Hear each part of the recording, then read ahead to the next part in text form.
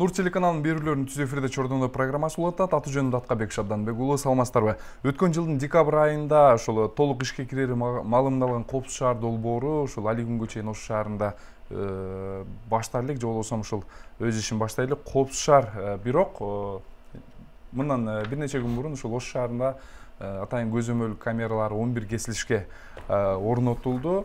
Ал эми негизинен эле ушул шаар тургундарынын ортосунда биздин Ош шаары Коопсуз шаар долбооруна толук даяр эмес деген дагы ошол нараазычылык алгандай пикирлер айтылып атат. Ал эми ушул жана башка суроолорго алдыда жооп алабыз. Ал үчүн биздин студиябыздын бүгүнкү коногу Ош шаарынын вице-мэри Жасур Азимов. Студиябызга кош келипсиз. Ал эми телекөрүүчүлөр, сиздер биздин бул берүүлөрүбүздү социалдык тармак аркылуу дагы көрсөңүздөр болот. Андан тышкары мына ушул экрандагы жазылган WhatsApp тиркемеси аркылуу номерлерге сиздер өзүңүздөрдүн сурооңуздарды жана сунушуңуздарды калтырсаңыздар болот. Анда ошол суроого өтө бере турган болсок, ушул жакын күндөрдө эле биздин Ош шаарына 11 кесилишке ушул көзөмөл камералары орнотулду. Коопсуз шаар, биздин шаар ушул негизи эле даярбы Коопсуз шаар долбооруна? Саламатсыздарбы, урматтуу телекөрүүчүлөр, урматтуу датка. Ооба, жакындан бери ошо Коопсуз шаар боюнча актуальный бир тема болуп калды.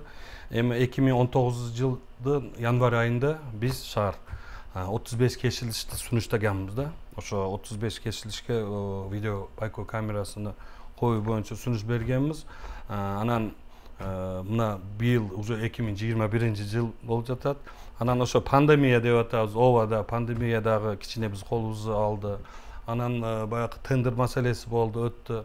Ошондой болуп, мана кече жакыны бир 2 ай болуп калды.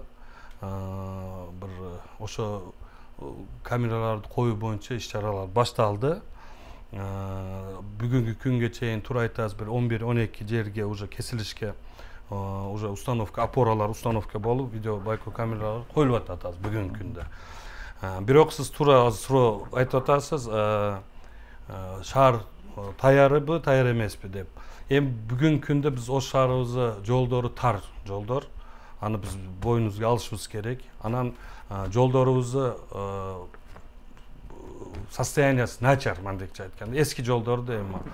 Ошого азыр бүгүнкү күндө максималдуу быйылкы өткөн жылы 10 миллион сом акча бөлгөнбүз жергиликтүү бюджеттен. Быйылкы жылдагы 10 миллиондон ашык биринчи июнда акча бөлүндү. Ошо именно жолду асфальтоо боюнча, баягы сызыктарды чизүү боюнча, анан баягы знактар коюу боюнча иш алып барып атабыз. Жогоруда сиз айтпадыңызбы, ошол шаардын жолдору тардыгын жана ошондой эле талапка жооп бербегендигин, эскилигин айттыңыз да. Ошол эски жолдорго, талапка жооп бербеген жолдорго ошол Коопсуз шаар бизде ишке кире турган болсо, анда биз ошол шаар тургундарын, шаарга келген конокторду ошол кызылдай эле бир жана айып пулга түртүп аткан жокпузбу? Эми бул Коопсуз шаар проект өзү негизи керек, элге керек нерсе да. Бүгүнкү күндө мына көп жерлерде мына ДТП болуп атат, бир нерсени урдап кетишип атат, ошондой көп көрүнүш берип атат. Ошого бул проектти керек дегенде мен айтам да, что керек. Бирок бүгүнкү күндө жолдорубуз тар, анан допустим бир остановкага бир троллейбус же автобус келип токтосо, агандан өтүш үчүн действительно баягы эки сызыкты басып өтүп, полосаны басып өтөт да машина. Ооба, туура ошондой бир көрүнүштөр бар. Мен ойлойм, действительно мына Бишкек шаарында мына 2 жылдан бери, почти 2 жыл болуп калды. Ошо проект ишке түшүп иштеп атат. Мен кече жакында бардым. Ошо жерде мындай шаарда көчөдө жүрсөз бир тартипке түшүп калыптыр да, машиналарчы тартипке түшүп, озун жолдо жүрүп, ошондой көрүнүш бар. Мен ойлойм, ооба, кемчиликтер болот. Эл, мен ошону билем, что эл чыгат, мындай нааразычылыгын айтып чыгат. Бирок убакыт өткөндөн кийин бир тартипке түшүп калабыз бекен деген оюбуз бар да эми. Эми сиз жана убакыт өткөндөн кийин деп атасыз, бирок ошол убакыт өткөнү менен деле биздин убакыт өтүшү менен биздин шаардагы ушул көчөлөр кеңейбейт. Ооба, кеңейбейт. Ал кырдаалдан кантип чыгабыз анда?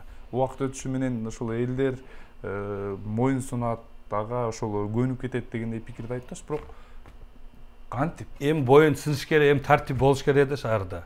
Эми мына дорожный Бunda bir тәртіп болуш керек да. Мен ойлойм, эл ошого көнүп кетиш керек да эми. Азыр көчөлөрдө жүрсөз, действительно нарушениялар көп да. Жогоруда сиздин айткан пикириңиз туура. Эл ошол тартипке, мыйзамга баш ийиш керек, ал туура. Бирок ошол жанагы сиз айткан тар көчөлөрдү кантип кеңейтебиз? Ошол жана сиз айткан троллейбус, автобустар келип жолдун четиндеги аялдамаларга токтоп калса, анда машиналар кайсыл жактан эле? Эми азыр жол тарыгы тар, ооба. Бирок бизде генеральный план бар да. Ош шаардын генеральный планы бар. Ошо генеральный планда, допустим, Масалиев көчөсү, Ленин көчөсү, Курманжан Датыков көчөлөрү узундугу туурасы 40 метр болуш керек да. Генплан эми ошону ой менен, ошо ниет менен биз нема кылып атабыз, эртең генплан ишке ашып калышы мүмкүн. Допустим, да, мен ага действительно көп каражат керек, акча керек. Мен ойлойм, генеральный планды түзүп атканда ошо именно до 25-жылга чейин деп түзүлгөн да генеральный план. Ошондо жолдорубуз кеңейиш керек да. Ошондо азыр мисалы башкы план ишке ашканга чейин айдоочуларга ошондо таптакыр шарт жок. Биздин Ош шаарында таптакыр шарт жок деп айтууга болот да. Жок, таптакыр десек эми адашабыз. Эми шарт бар, сызыктары бар. Эми ошондой случайлар болуп калышы мүмкүн да эми. Ошо именно перекрестканы, светофорду астыда остановка болуп калса, ошол жерде ошондой болуп калышы мүмкүн. Энди единичный случай болот анда. Аны жылдырасыздар анда. Аны карап чыгабыз, ооба. Негизи ушул Ош шаарында каттоого алынган техникалардын жалпы саны, анан ошол бир күндө сырттан кирип чыккан автоунаалардын баарын кошкондо бир күндө кыймылда канча автоунаа болот? Эске алганда ошол жол талапка жооп береби, кандай болот? Эми бүгүнкү күндө биз туура машинаны, техниканын саны көп шаарда.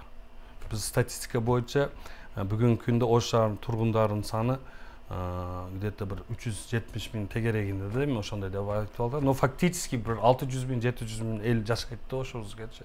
Андан тышкары күнүмгө bir, мен билбейм, эми где-то bir 200 bin, 300 bin эл келип кетиши мүмкүн да, мына райондардан, областной центрдардан келип кетиши мүмкүн. Бүгүнкү күндө максималдуу аракет кылып атабыз, бирок техника көп, действительно, машина көп. Шаардагы ушул жол сызыктары эң негизги биринчи талап болуп атат. Коопсуз шаар долбоорунун биринчи негизги талабы. Толук сызылып бүттү, анан айрым көчөлөрдө, мисалы жолдордо кайра ошол өчүп кеткен дагы көрүнүштөр болуп атат. Аны кайра тез оңдоп турасыздарбы? Мисалы кандай болот? Эми жол сызыктары биз жылдын башында бизде жолдор башкармалыгы ишканасы бар. Ошолорго биз бюджет бөлүп беребиз. Ошо бюджеттин ичинен где-то 10 миллион сом, быйыл 15 миллион сом бөлүндү. Именно ошо жол сызыктарыга деп биз акча бөлөбүз да. Ямыш ремонт, жол сызыктары, знактарга деп акча бөлүнөт. Эми ал ишкана где-то bir май, июнь айда баштап ошо жол сызыктарын баштайт да, чызышчы. Анан акыркысы ошол мектеп башталат го, сентябрь, 1 сентябрга чейин биз бүтүрүшүбүз керек да өзү негизи.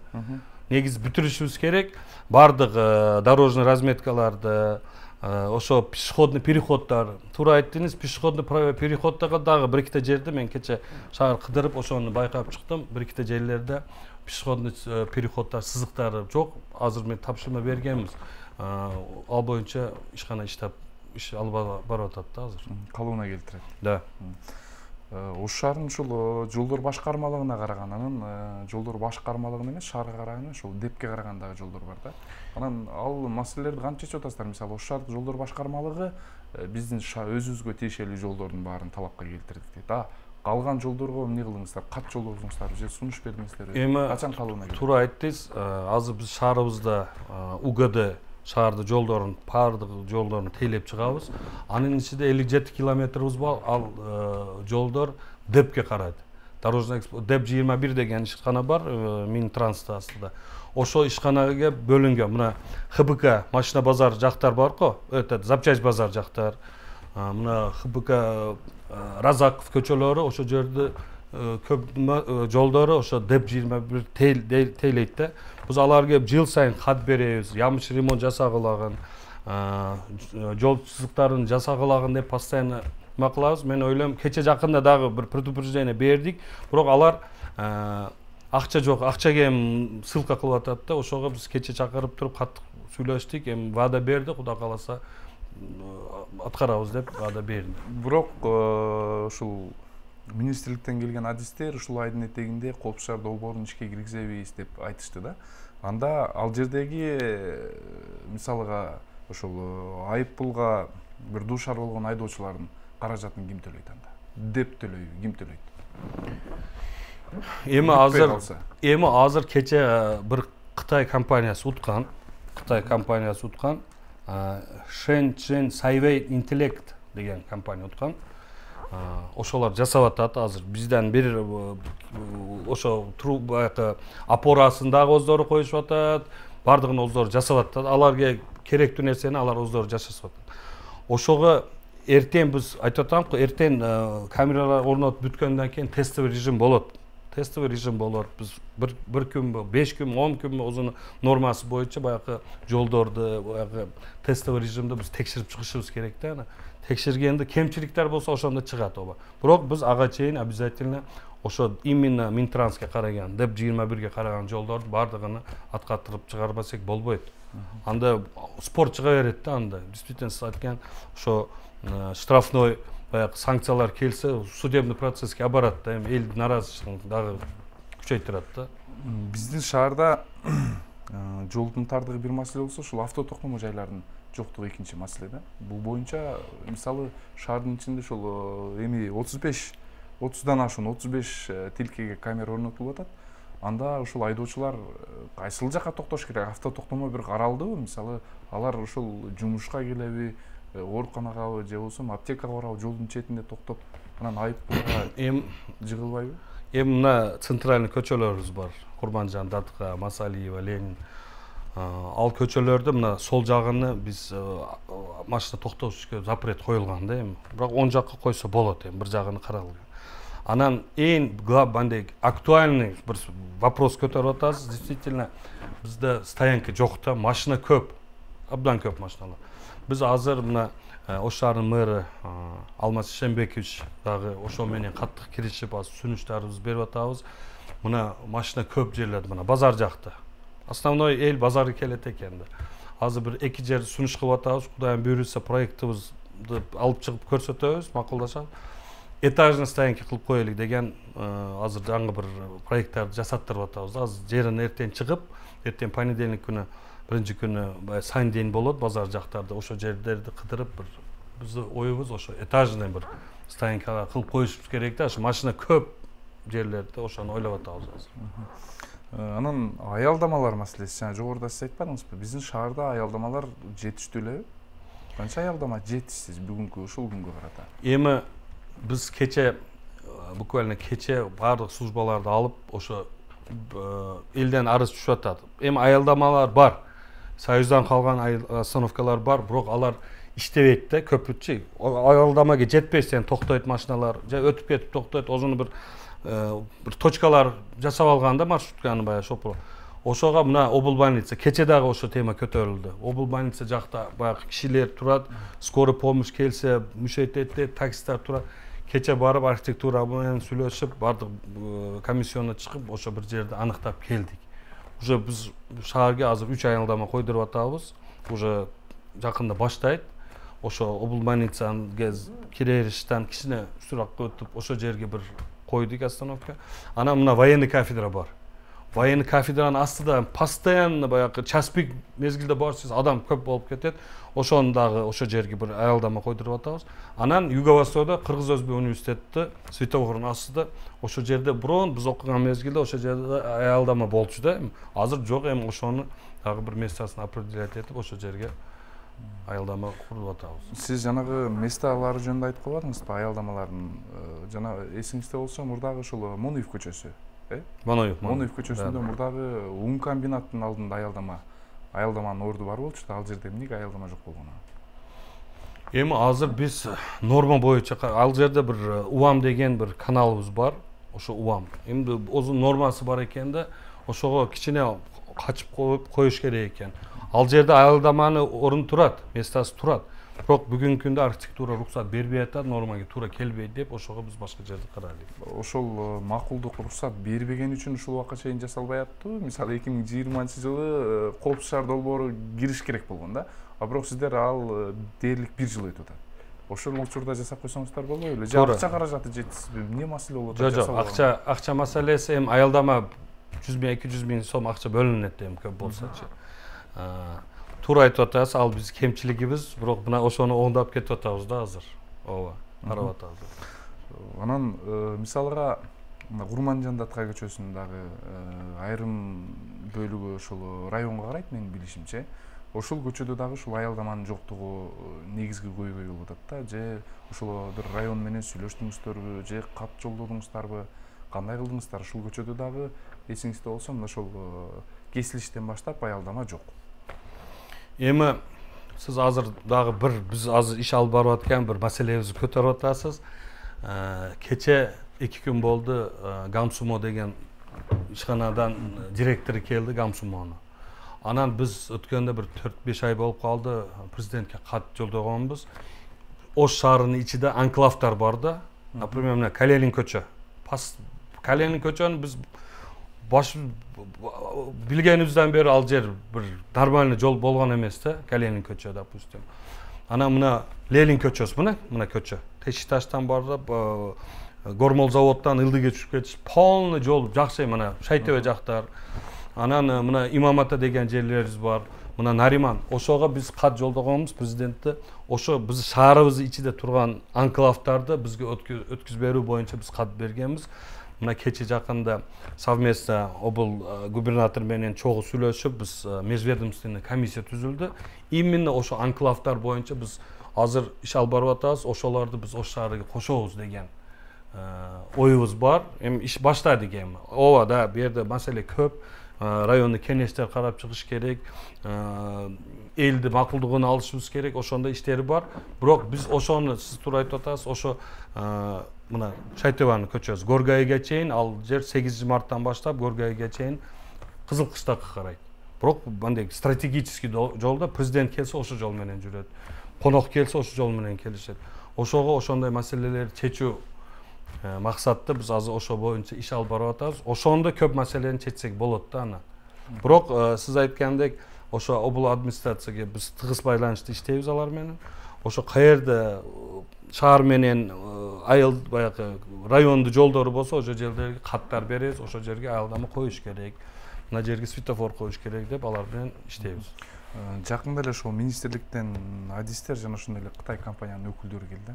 Эмне маселелер көтөрүлдү? Мисалы, ал жерде ошол өкүлдөр шаардагы кандай ошол талапка жооп бербеген көрүнүштөрдү айтты. Эмнелерди сиздер ушул калыбына келтирип, оңдоп ошол Коопсуз шаарга ылайыктап беришиңиздер керек экен? Эми биринчиси, алар келген себеби биз өткөндө алар ишти баштаганда где-то бир 15-20 күн ишти баштаганбыз, токтотуп койгонбуз. Неге дегенде сапатсыз иш башталды. Мына Араванскийде центр, шаарыбыз центр Араванскийде тротуарлар казылып кетип, 4 күн 5 күн калып кетип, ошондой иш болду, биз токтотуп койгонбуз. Алар алар уткан компания, китайский одан Sunway деген компания, башка Кытай компанияга субарендеге берет деп, андай курулуш иштеринчи. Курулуш иштерин беребиз аларга, алар сапатсыз ишти баштаган биз токтотуп койгонбуз. Анан биз айтты, жетекчилигин чакырып кел берди, көрсүн. Ал жерде бир опора коюш үчүн чоң бир жерди казып, ошондой кылып бузушту баштатты. Кичине мына задержка болгон себеби эми ошо. Анан кече ошо жетекчиси келди. Кытайдан келип, ошо маселелерди сүйлөштүк. Анан ошо ишти башташты, сапаттуу башка бир компанияга берди, башка компания жасап атат. Азыр мына тартиби менен жакшы кылып жасап атат. Анан дагы бир маселеси бар. Аларга бир база керек, мындай бир кеңсе офис керек да, ошондой бир здание керек. Жанакы жерде мындай чоң бир экран туруш керек да. 6x4 размерде. Биз Бишкекке барып көргөнүбүздө, ГАИде 5-этажда болот экен ал жерде. Чоң бир экран турат, анан бир 30га жакын оператор ар бир көчөнүн, ар бир кесилишти постоянно отуруп фиксация кылып отурат да. Ошого алар бизден ошо бир кеңсе бергиле деп келип суранган алар. Анан биз шаарды 4-5 жерде где-то сүнүштаганбыз. Анан берги мына Горгай жакта троллейбусный парк бар. Троллейбус паркының içinde ошо 2 этажлык bir имарат бар экен. Ошо жерге токтогонбуз. Ошо жерде алар ремонт кылып, полный техниканы алып келип, ошо жерде иш башташыбыз керек эди. Бирок азыр МВД башка сүнүш берип атыптыр. Биз шаар ошо сүнүштү бердик. Анан агентство информационных технологий бар. Ошо полный безопасный город иш алып барган. Ошолор базаны Бишкекке, центральный базаны Бишкекте кылабыз деген ошо кичине ошондой иштер болуп атат. Эми мен ойлойм чечилсе керек. Ошо маселелер менен кече келди. Ушул шаар бийлиги тарабынан аткарыла турган мисалга интернет линиялары толук тартылып бүтүп берилгенби? Эми андай жумуштарды бардык жумуштарды ошо компания жасайт. Бизе шаардан керектүү нерсеси светофор, жол сызыктар, знактар и биз жардам берип атабыз мына документация боюнча да архитектура полный көмөк көрсөтүп, эмне кемчиликтер болсо полный биз жардам берип көмөк көрсөтүп. Негизи ушул коомчулуктун айтып аткан сын пикири, нараазычылыгы дагы ошол жөн жерден эмес. Аны сиз дагы ошол моюндагандай болдуңуз да. Анан ошол министрликке же болбосо өкмөткө бир кат сунуштап, же болбосо бир сунушуңуздарды бердиңиздер. Биздин шаардагы ошол көчөлөрдүн тардыгы боюнча дагы билдирме бергенсиздерби? Эми өткөн жылы ошо проект жаңы башталганда, ошо 19 январь айында Бишкекке жыйынга барып жүргөн мезгилде биз 35 кесилишти бергенбиз да. 35 кесилиш берип, анан шаарыбызда эми андай безопасность болсун деп көп думаны берген экенбиз. Анан кече жакында билсек 35 кесилиш бул көп экен да, шаарыбыз кичине да эми. Бишкек шаарыбызда бир 20-25 кесилишке коюлган экен.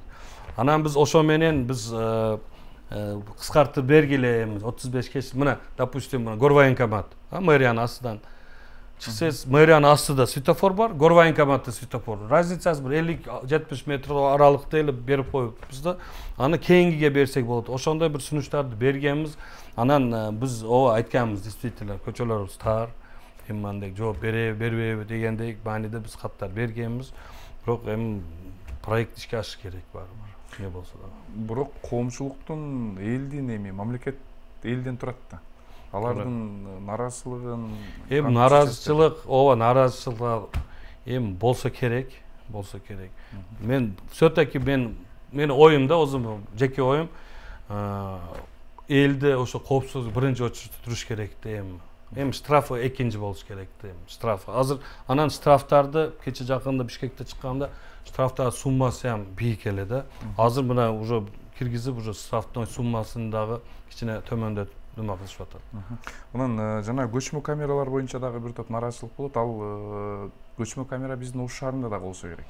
Анан аларга берилген жердин мисалы кызмат акысы кандай болот? Муниципалдык жерде турушат дейм алар. Эми алар акча төлөйт бизге. Муниципальный УМСке акча төлөйт, арендасын как положено оформлять этебиз, договор тузабыз алар менен.